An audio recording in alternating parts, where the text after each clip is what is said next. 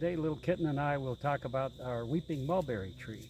So this tree here has not been pruned, it has not been staked.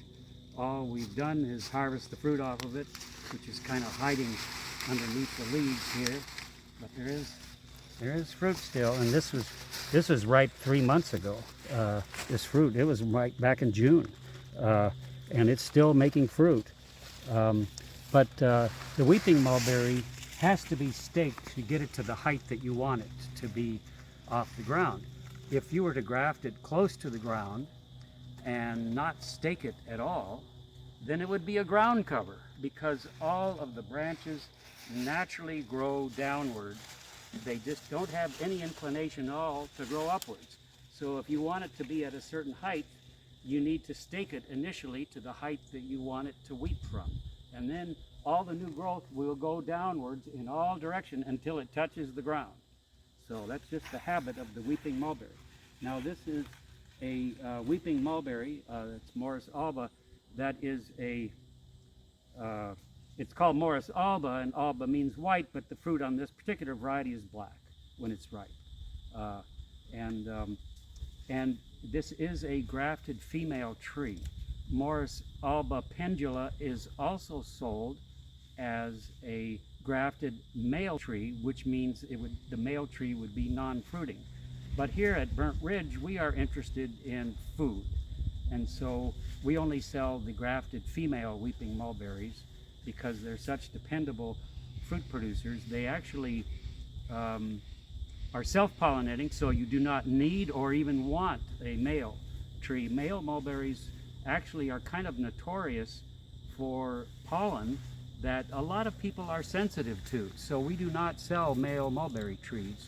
We sell grafted female trees only in the case of the weeping mulberry. That way, and they do not require the male to make fruit. Having a male makes no difference in their ability to yield.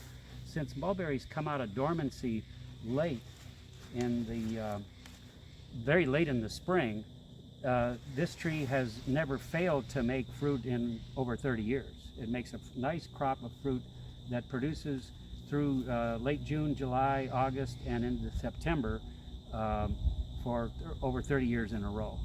And so a very easy to grow fruit tree, very dependable, very sweet fruits that are among the sweetest of all fruits, really, and very widely adapted, hardy throughout much of North America, at any sunny location. So this is all one tree.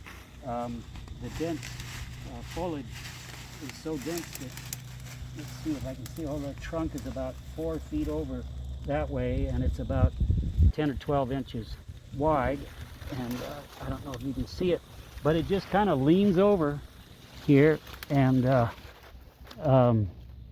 it's just not staked or anything. So I think it was staked the first year to get it up to this height initially, and then over the years it just kind of bent itself over and expanded this way, but it's still not supported by anything but the initial trunk, and a very easy tree to grow and very fruitful, very dependable every year. Some are smaller fruit than some of the commercial varieties of mulberries that we sell, but still nice and sweet. And I can show you another mulberry tree over here that's the same variety, just a younger tree, that gives you a better example of how the weeping form works.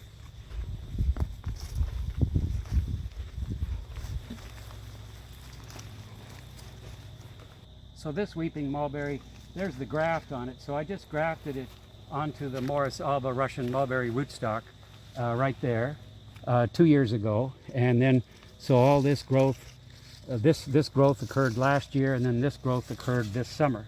So this is 2 years from the graft on a rootstock that was probably 2 years to start with. So you can see, so we didn't have to do any staking in this instance, because the rootstock was already this tall. But if the graft had been made lower down, like in this instance here, the graft was made at this height, so the tree has put on all this growth this summer so far. And if we wanted it to be taller than this, then we would just stake this upright. to the height that we want it to weep from, then all the new growth would cascade down in all directions. And that's how we grow weeping mulberries.